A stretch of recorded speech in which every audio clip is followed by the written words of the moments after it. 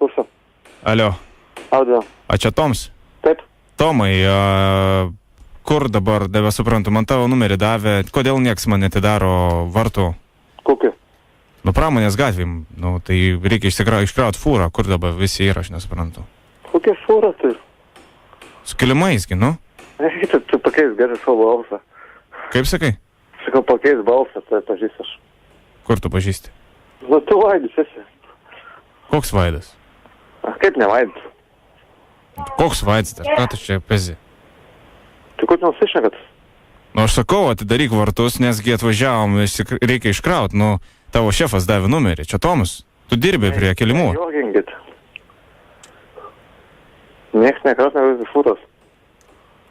A tu girdi, ką aš tau sakau, aš stoviu dabar atvažiavęs iš toli, Mažeikiuose, Pramonės gatvė, pačiam gale prie vartų ir nieks man atidaro durų, tai aš skambinau tavo šefui ir tavo šefas davė tavo telefono numerį. Tai aš sakau, kad nekrausim šiandien fūros, atvažiuok rytoj. Kaip rytoj, taigi man reikia grįžti atgal, tai kaip aš, nu, galiu aš palikti? Man dzin. Tau dzin, ar ne?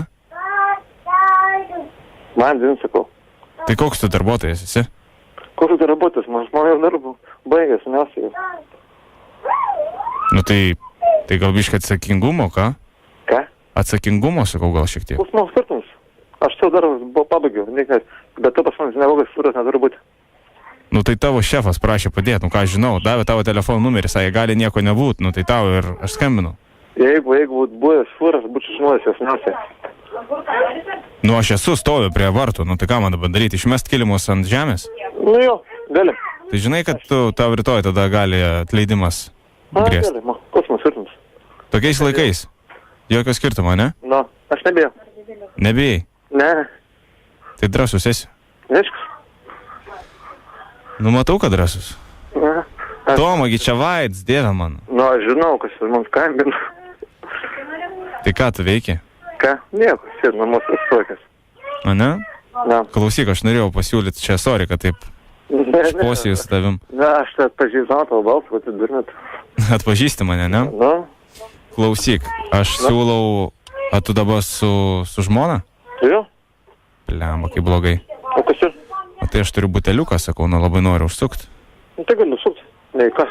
Bet matai, aš ne vienas. Su ko? Nu su dviem moterim. Žmona. Taik tu su žmona yra padėta, kur reikia. O kur tu? Su ko? Aš biškai buvau užbridęs, žinai, ir dabar esu su dviem draugiam tokiom gerom. Draugiam? Gerom? Jo, ir norėjau tau, žinai, kažkaip sakau, gal išeitų tau pabėgti. Aš turiu savo. Ką tu turi? Aš turiu savo draugį, man nereikia. Jei nori, sakau, vienas pagalės atvažiuoti.